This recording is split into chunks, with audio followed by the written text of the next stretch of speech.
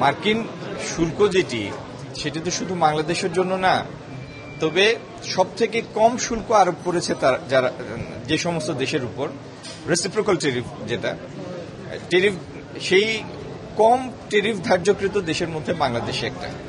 এই মুহূর্তে বাংলাদেশের উপরে সাধারণ শুল্কের বাইরে 10% টেরিফ প্রয়োগ করা হয়েছে। এটি সর্বনিম্ন, আরো কয়েকটি দেশের এরকম আছে।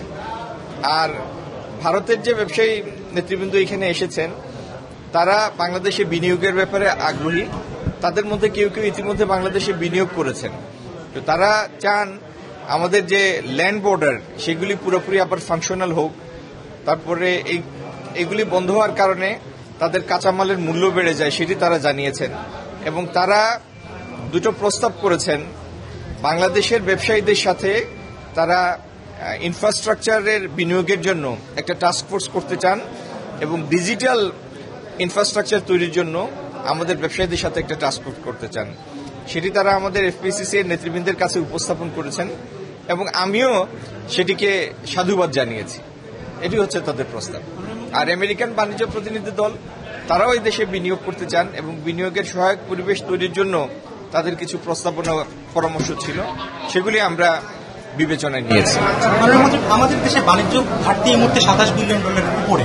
তো আমরা যেটা দেখি যে জিডিপির 20% বাণিজ্য ঘাটতি, আমাদের যে কাঁচামাল আসা যাওয়া যে পরিবহন খাতে বের হয়ে যায়, এটা কমিয়ে আনার ক্ষেত্রে সরকার কি বলছে? বাংলাদেশ স্বাধীনতার পর থেকেই বাংলাদেশের আমদানি বেশি, রপ্তানি কম। পৃথিবীর এরকম বহু দেশ আছে যারা আমদানি বেশি করে রপ্তানি তুলনামূলকভাবে রপ্তানি কম হয়। এটি কোনো অস্বাভাবিক বিষয় নয়, কিন্তু আমাদের রপ্তানির পরিমাণ বাড়ালে আমদানির পরিমাণও বাড়বে। রপ্তানি এবং আমদানি মানে আমাদের ট্রেড ভলিউম আরো বহুগুণে বৃদ্ধি করা আবশ্যক, যেটি আমাদের অর্থনীতির সাইজের সাথে কমপ্লিমেন্টারি হবে।